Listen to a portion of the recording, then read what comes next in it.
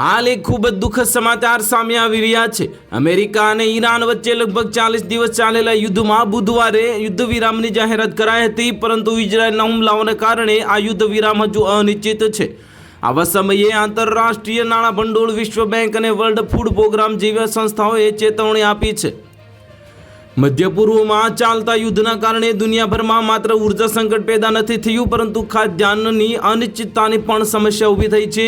આગામી સમયમાં સમગ્ર દુનિયામાં અનાજના ભાવોમાં તીવ્ર ઉછાળો આવી શકે છે। મધ્ય પૂર્વ યુદ્ધમાં વચ્ચે હવે દુનિયાની 3 મોટી સંસ્થાઓ આંતરરાષ્ટ્રીય નાણાં ભંડોળ, વિશ્વ બેંક અને વિશ્વ ખાદ્ય કાર્યક્રમે ગંભીર ચેતવણી આપી છે।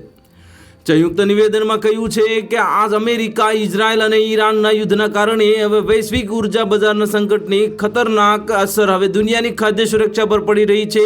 અમેરિકન પ્રમુખ ડોનાલ્ડ ટ્રમ્પ અને ઈરાને યુદ્ધ વિરામની જાહેરાત કર્યા પછી પણ ઇઝરાયલના હુમલા ચાલુ રહેવાના સંજોગોમાં ત્રણેય સંસ્થાઓ એક ઉચ્ચ સ્તરીય બેઠક પછી સૌને ચોંકાવી દીધા છે। આ યુદ્ધ આધુનિક ઇતિહાસમાં ઉર્જા બજારો માટે સૌથી મોટા હવે અવરોધ ઊભા કરવાનું સાબિત થયું છે, અને ઓઇલ અને પ્રાકૃતિક ગેસના ભાવમાં તીવ્ર વધારાએ માત્ર પરિવહન જ મોંઘું નથી કર્યું, પરંતુ સંપૂર્ણ સપ્લાય ચેઇન પર અસર કરી છે। અને તેમણે ઉમેર્યું છે કે યુદ્ધ ક્ષેત્રમાં હવે ખાદ્ય ઉત્પાદન પર અસર થઈ છે અને તેના ભાવ વધવાથી ખેતીને પણ અસર થઈ ગઈ છે। તો હાલ માટે આટલું જ। મળીશું નવી અપડેટ સાથે। જો તમને વિડીયો પસંદ આવતા હોય તો વિડીયોને લાઇક કરી દેજો, ચેનલને સબસ્ક્રાઇબ કરી બાજુમાં આવેલા બેલ આઇકનને દબાવી દો, જેથી તમને આવા સમાચારની અપડેટ મળતી રહે।